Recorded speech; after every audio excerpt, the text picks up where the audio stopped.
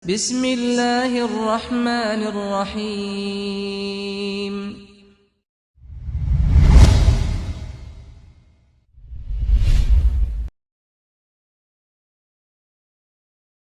Bismillahirrahmanirrahim. Assalamualaikum warahmatullahi wabarakatuh.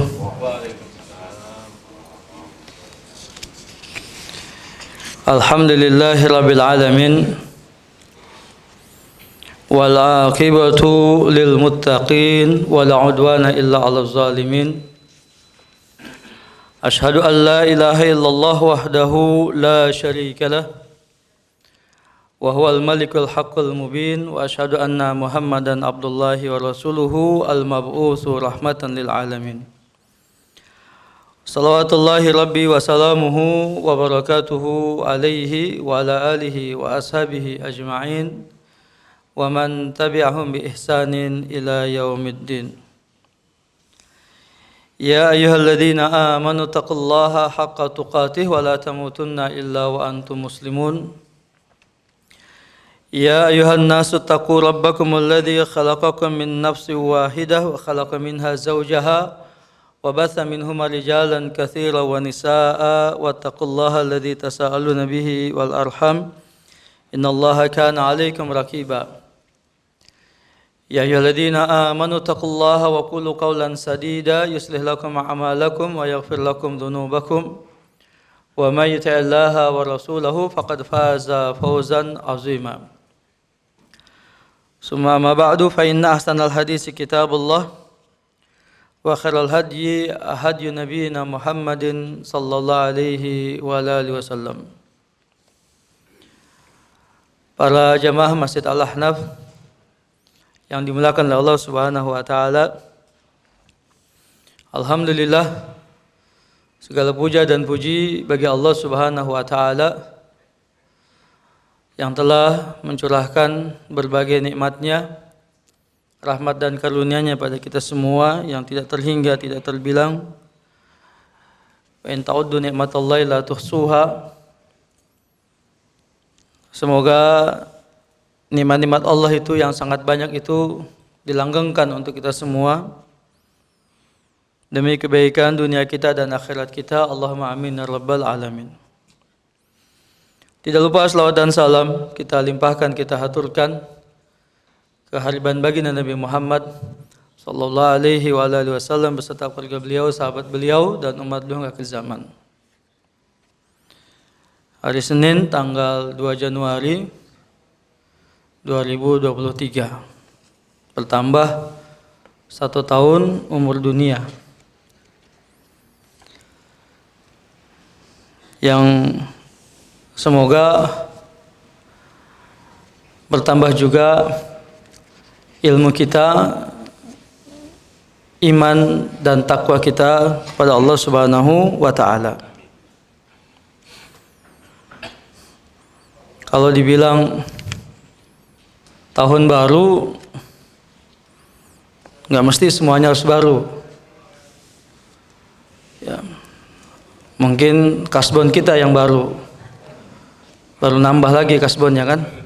Iya. Semuanya masih lama. Iya. Rumahnya masih yang lama, mobilnya masih yang lama, jabatannya masih yang lama, gajinya masih yang lama, dan istri juga masih yang lama. Ya. Dan buat seorang muslim, buat seorang mukmin sebenarnya setiap hari harus baru. Karena hakikat kehidupan itu ya hari ini. Yang kemarin tidak mungkin kembali, esok belum tentu kita bisa bertemu. Sehingga seorang muslim seharusnya memposisikan dirinya untuk selalu berbuat yang terbaik pada hari ini. La khaufun alaihim wa lahum yahzanun, katanya.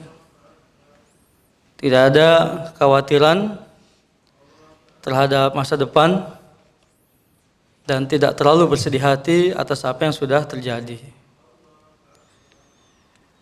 Sehingga yang terpenting adalah bagaimana kita mengisi hari ini dengan karya-karya yang berwaskita, karya-karya yang bermanfaat, ya, untuk diri kita, keluarga kita, masyarakat kita, bangsa dan negara kita. Para jemaah di Allah Subhanahu wa taala,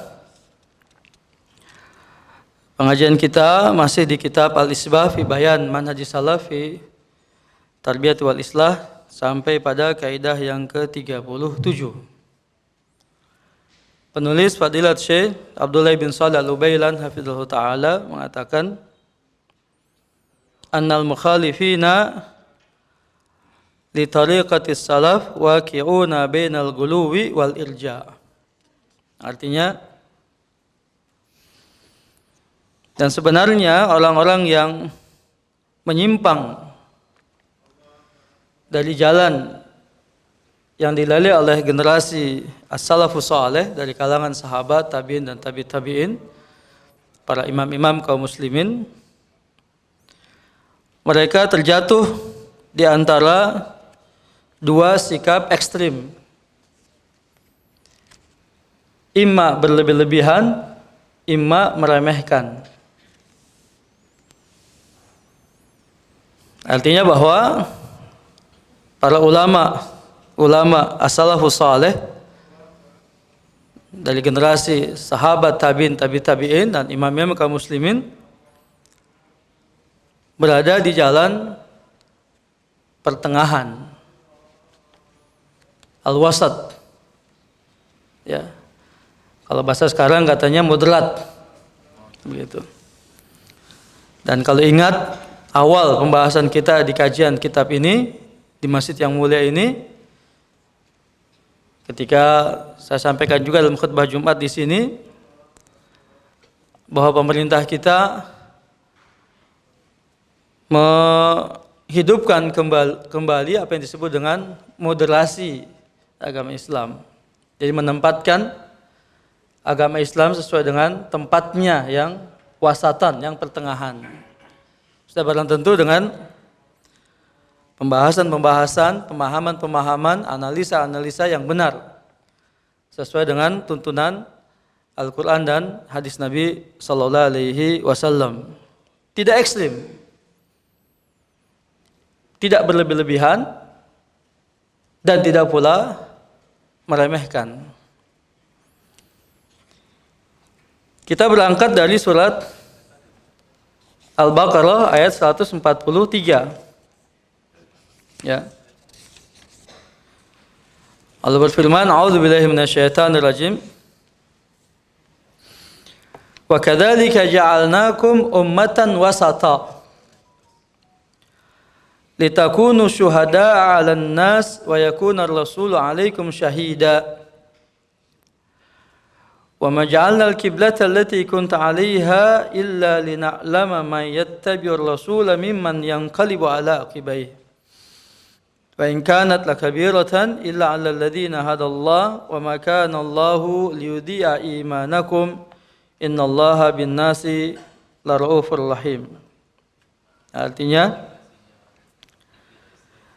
dan demikian halnya kami telah menjadikan kamu umat Islam sebagai umatan wasata, umat pertengahan, al-wasat. Al-wasat itu atau wasatiyah, ya, moderat itu dalam bahasa Arab secara bahasa dapat dipahami dengan berbagai makna. Wasat artinya pertengahan, yang di tengah, ya. Sekaligus wasat artinya yang terbaik, dan wasat juga artinya sikap yang adil. Surga Firdaus disebut sebagai surga yang paling baik dan yang pertengahan. Afdaluha wa awsatuha.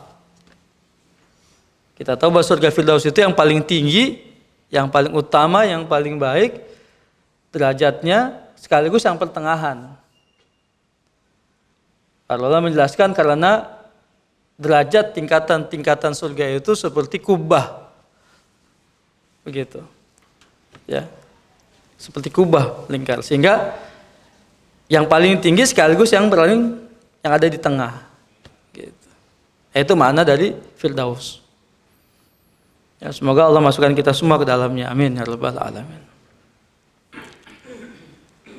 Lalu dia juga dikatakan sebagai umat yang terbaik karena Allah mengatakan di surat Al-Imran, kuntum khaira ummatin ukhrijat linnas. Kalian adalah umat terbaik yang dilahirkan untuk manusia.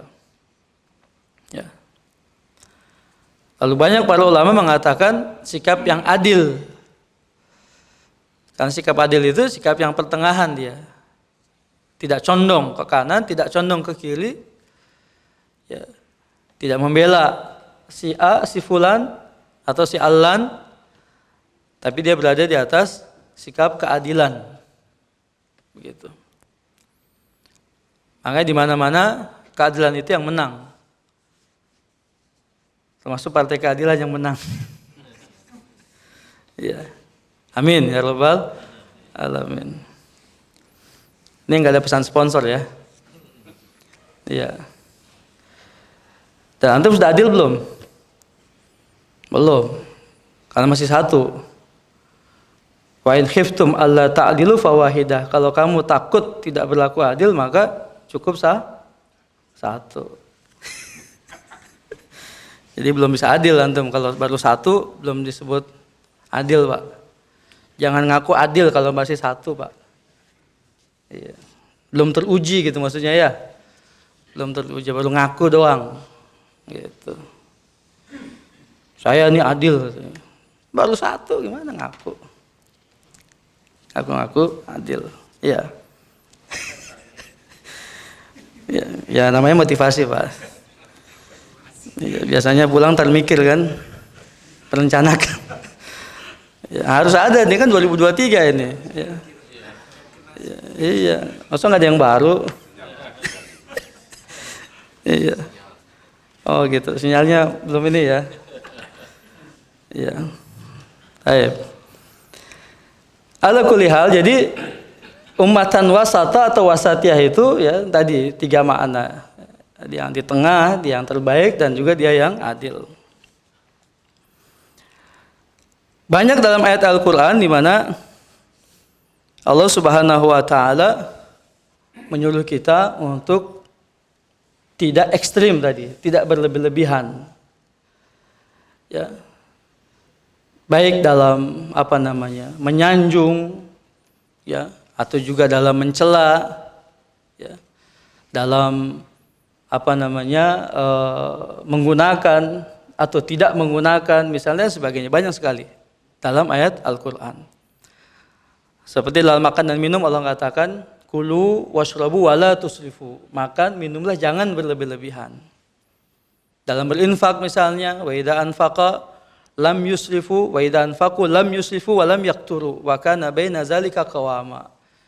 Jika dia menginfakkan hartanya, menggunakan hartanya tidak berlebih-lebihan dan juga tidak bakhil, tapi yang pertengahan di antara keduanya, begitu.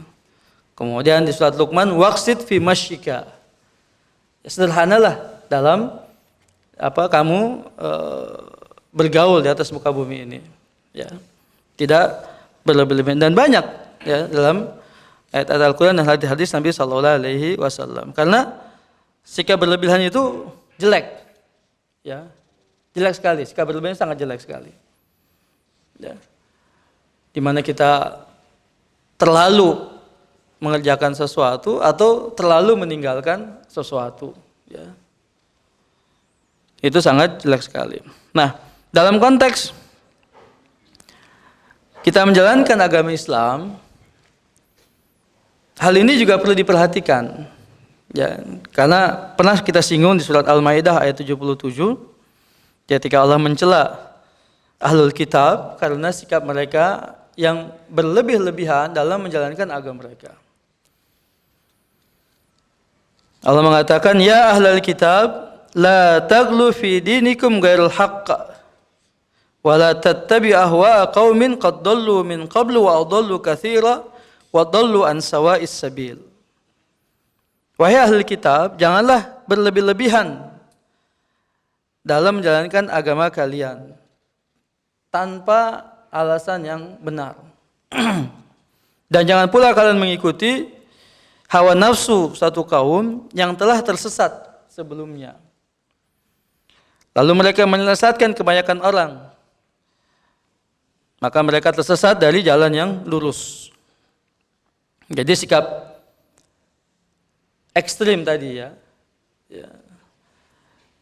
dalam menjalankan atau dalam meninggalkan sesuatu, Allah katakan sebagai sebuah kesesatan, penyimpangan dari jalan yang lurus.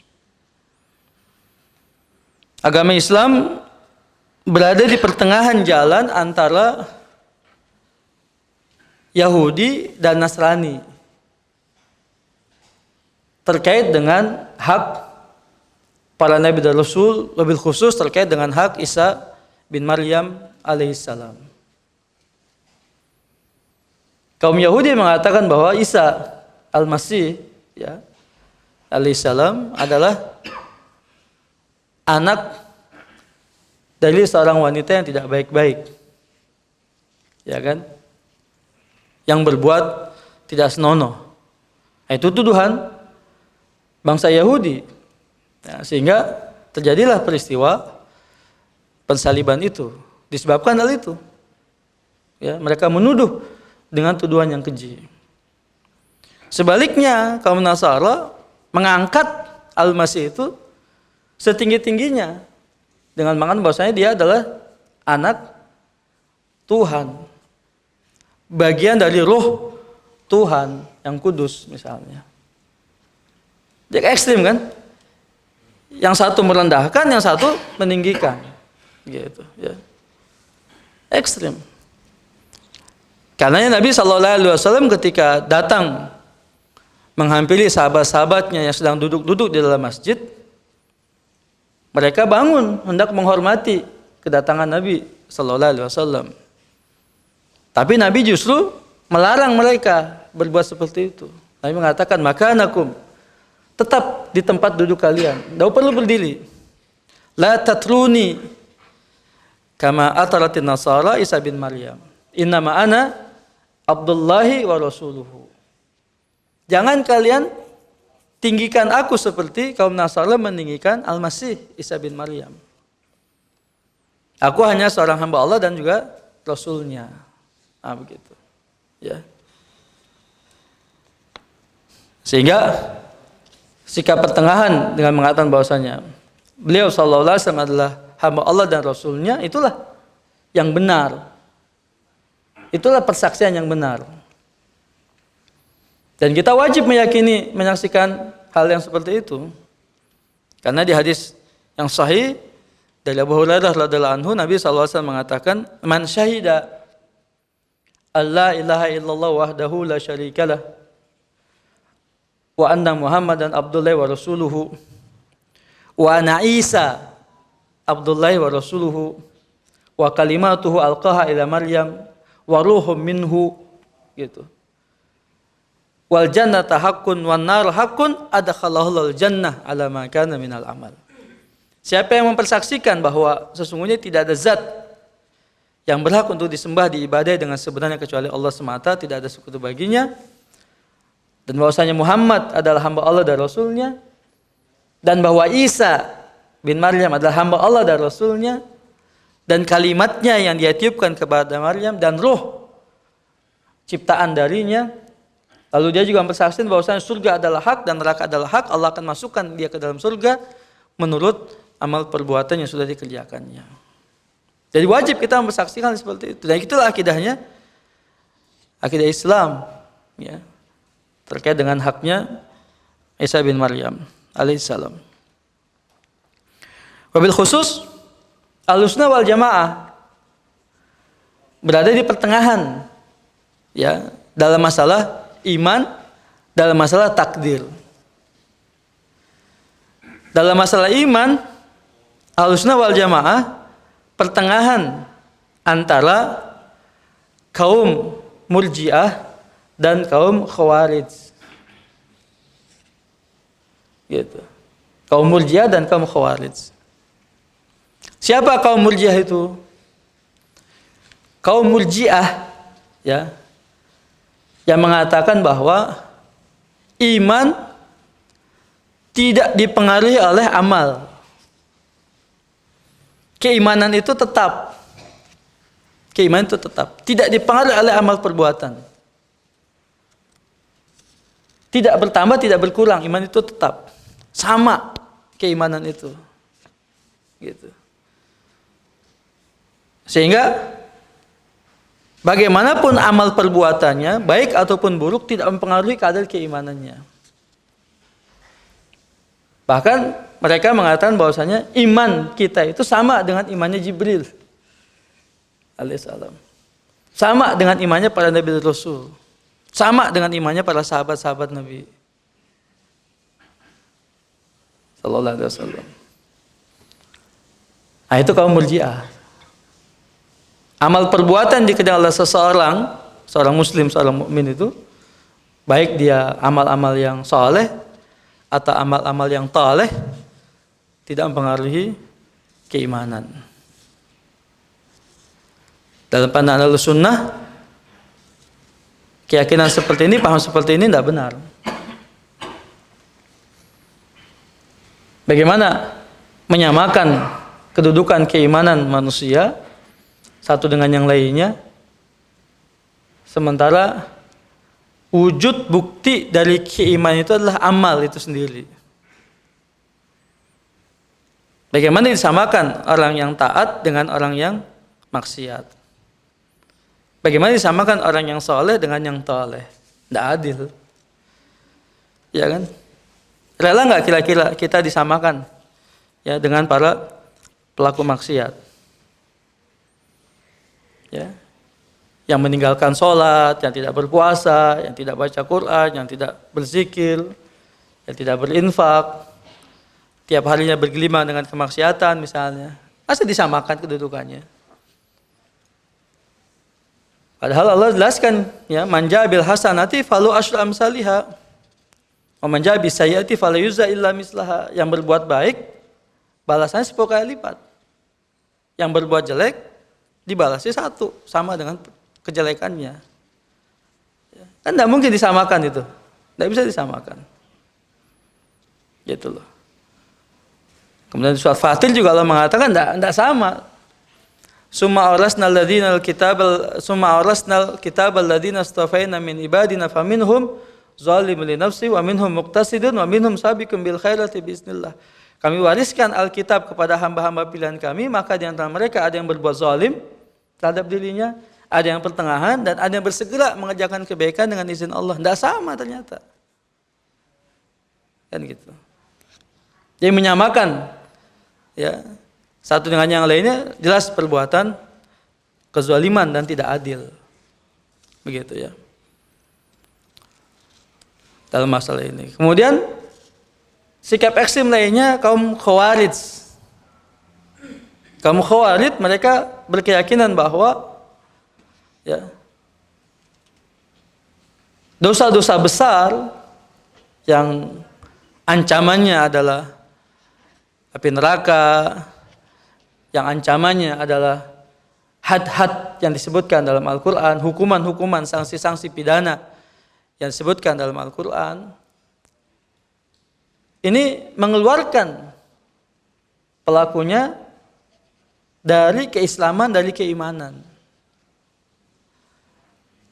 Dan kalau Allah mengancam dengan api neraka, harus dimasukkan ke dalam api neraka dan tidak boleh dikeluarkan.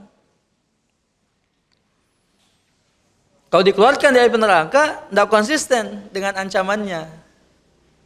Begitu kata mereka. Ya. Sehingga setiap muslim, ya setiap mukmin yang mengerjakan kemaksiatan, terutama dosa-dosa besar, itu otomatis itu menggugurkan keimanannya. Begitu loh. Ya. Menggugurkan keimanannya. Sehingga mereka gampang mengkafirkan seorang muslim yang melakukan dosa besar. Dosa besar itu adalah dosa-dosa yang sanksi ancaman pidananya disebutkan oleh Al-Quran. Seperti zina, seperti mencuri, seperti minum khamar misalnya, ya. Berbuat sihir misalnya, lari dari medan perang yang disebut dengan sab'ul mubiqat, 7 perkara yang menghancurkan amalan itu di hadis Nabi SAW. Mereka menjadikannya itu sebagai hal yang mengeluarkan seorang muslim, seorang mukmin dari keislaman, dari keimanan. Nah, ini ekstrim ini. Mereka menafikan rahmat Allah. Ya. Mereka memaksa Allah. Gitu loh. Ya. Rahmat Allah itu kan sangat luas, Pak. Ya. Bahkan rahmat Allah itu mendahului kemurkaannya. Begitu loh. Dalam hadis sahih dari Aisyah radhiyallahu anha yang dikeluarkan oleh Bukhari dan Muslim dan juga yang lainnya, Nabi mengatakan yukhriju minan nari man kana fi qalbihi misqal dzarratin min iman. Dikeluarkan dari api neraka orang yang di hatinya terdapat keimanan meskipun sebesar biji zarrah, gitu. Dikeluarkan. Ya. Keimanannya tidak gugur, tidak batal. Ya. Kecuali syirik yang membatalkan keimanan itu. Kalau bukan syirik tidak gugur imannya. Ya, kalau bukan syirik tidak gugur imannya. Tapi dia dosa besar. Allah akan ancam dia dengan siksa di api neraka. Kemudian Siti Aisyah dan juga Abu Dzar Al-Ghifari yang meriwayatkan hadis itu sedikit tidak nyaman. Masa sih begitunya begitu, ya? Dikeluarkan begitu saja. Maka mereka bertanya, bagaimana jika dia berzina? Nabi mengatakan, meskipun dia berzina. Lalu ketika dia mencuri, meskipun dia mencuri. Ketika minum khamar, meskipun dia minum khamar. Meskipun Abu Dzar tidak suka dengan itu. Itu menunjukkan rahmat Allah yang begitu luas. Bukan kita melegalkan perbuatan itu, bukan menjustifikasi perbuatan itu. Ya, bukan. Tapi juga bukan berarti mengharapkan semata-mata rahmat Allah, bukan. Tapi itu menunjukkan bahwa rahmat Allah itu begitu luas pada hamba-hambanya. Ya. Yang Allah murka, yang Allah tidak senang, yang Allah tidak suka cuma syirik. Ya. Ketika seorang hamba dia jatuh ke dalam dosa-dosa besar disebabkan karena tipu daya syaitan, disebabkan karena hawa nafsunya misalnya, ya. Ya Allah memakluminya. Karena begitulah sifat dasar manusia. Begitu loh. Ketika Allah menciptakan Adam alaihissalam, Allah tahu sifat-sifatnya. Allah bekal dengan sifat-sifat itu dan Allah tahu. Makanya ada seorang, siapa itu? Penceramah ya, yang viral itu mengatakan bahwa ada perbedaan sikap yang Allah tunjukkan antara keputusan Allah ketika melaknat iblis dan keputusan Allah ketika menurunkan Adam dari surga. Katanya karena kasih sayangnya Allah pada Adam alaihissalam itu meskipun diusir dari surga, nyangoni, dari bahasa beliau itu kata apa? Nyangoni, apa nyangoni itu ya? Dikasih pesangon apa artinya? Bekal. Udah diusir tapi dikasih bekal. Apa bekalnya? Fatalaqa Adamu min rabbi kalimatin. Itu bekalnya. Fataba alaihi. Innawal ghafurur rahim. Allah menerima pesangon sang bekal dari Allah itu beberapa kalimat. Apa kalimatnya? Doa. Doa Nabi Adam apa? Rabbana zolamna anfusana wa illam taghfir lana wa tarhamna lanakunanna minal khasirin. Itu doanya Nabi Adam itu. Itu doanya Nabi Adam. Itu pesangonnya Allah itu kepada Nabi Adam. Fatalaqa Adama min rabbi kalimatin fataba alaihi innahu wat-tawwabur rahim. Itu bekalnya itu. Allah meskipun diusir dengan kasih sayang dikasih bekal. Gitu. Ya. Coba tapi ketika Allah mengutuk iblis kasih bekal enggak?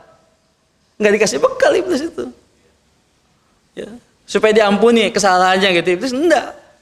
Ya kan? Allah kutuk iblis, ya, Allah turunkan iblis ke tempat serendah-rendahnya, nggak dikasih bekal. Tapi lihat kasih sayang Allah kepada Adam alaihissalam. Nah, begitu. Ya. Jadi hal-hal yang seperti itu menunjukkan tentang rahmat dan kasih sayang Allah Subhanahu wa taala. Selama keimanannya tidak batal, tidak gugur, tidak hilang. Ya, dengan sebab apa? Dengan sebab kesyirikan. Iman itu menjadi gugur, hilang. Oke. Kemudian dalam masalah takdir, al-qadar, Ahlussunnah wal Jamaah berada di pertengahan antara keyakinan Jabariyah dan keyakinan Qadariyah. Keyakinan Jabariyah dan keyakinan Qadariyah. Sebagian ulama mengatakan dua istilah ini sama, satu kaum. Tapi sebagian mencoba untuk mendudukan perbedaan dari keduanya. Jabariyah itu makna bahwasanya segala sesuatu merupakan paksaan Allah. Bukan jabar itu adalah paksaan. Paksaan Allah. Jadi dalam satu istilah ya, dikatakan bahwa al-makhluk karlisha tahubbuhur li aina sya'a. Makhluk itu seperti bulu yang diterbangkan angin kemana saja. Artinya tidak punya kehendak untuk melawan arah angin tadi. Ya, semua berdasarkan kehendak siapa yang menggerakkannya. Kalau bahasa kita itu ono dalange gitu. Sopo ya, ki dalangnya sopo gitu. Siapa dalangnya? Gitu kan? Semua sesuai dengan skenario sang dalang. Tanpa ada kemampuan sedikit pun juga untuk merubah itu. Ya, ini Jabariyah namanya.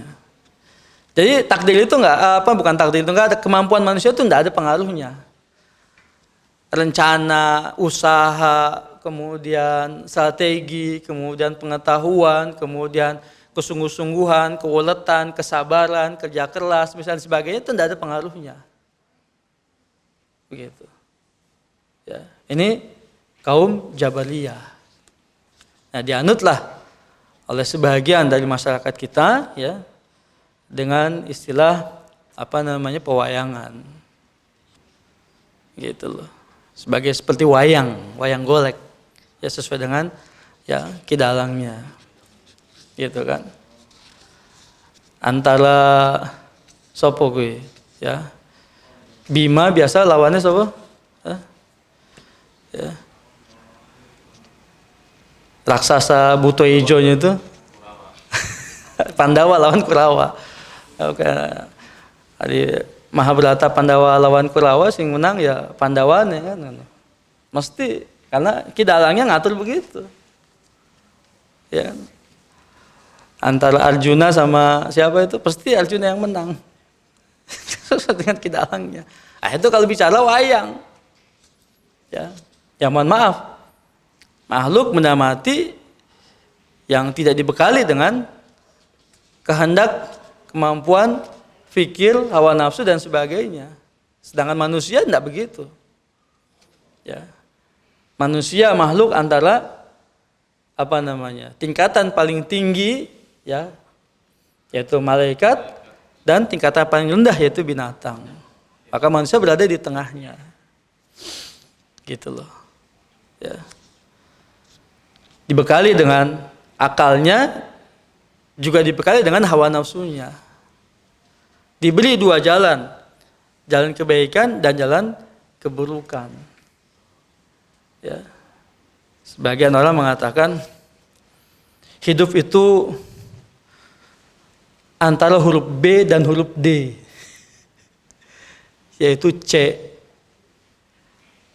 Katanya apa?